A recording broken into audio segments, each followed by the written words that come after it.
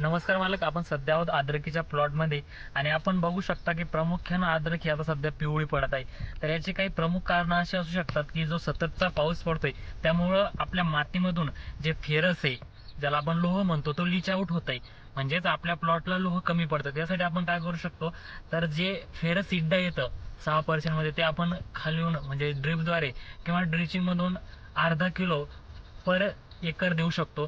त्याचबरोबर आपल्याला काय करायचं, जेव्हा आपण स्प्रे घेणार आहोत, स्प्रेमध्ये ऑक्साईड फॉर्ममधलं झिंक जे की 39% येतं, ते आपल्याला स्प्रेमध्ये घ्यायचं आहे. आणि त्याचबरोबर याचे प्रमुख कारण असे असू शकतात की ज्याच्यामध्ये फ्युजेरियम विल्ट जे म्हणतो आपण त्याला, लिप स्पॉट जे असतात, ते जसं जसं की तुम्ही बघू शकता की आता हे बघा, तिथे लिप स्पॉट दिसत आहेत. तर हे कारण असू शकतात की त्यामुळे आपले अद्रक पिवळी दिसत आहे. तर यासाठी आपल्याला करायचं काय आहे, तर ज्या काही आपण एखादा बुरशीनाशक घेणार आहोत, जे की कस्टोडिया असेल, त्याच्यानंतर ॲमिस्टर टॉप असेल, किंवा जे काही आपण ब्रँडेड घेणार आहोत, ज्यामध्ये सुमोटोमोचं एक येतं, एक्झिलिका मॅक्स, त्याचे बेस्ट रिझल्ट आपल्याला बघायला मिळतात.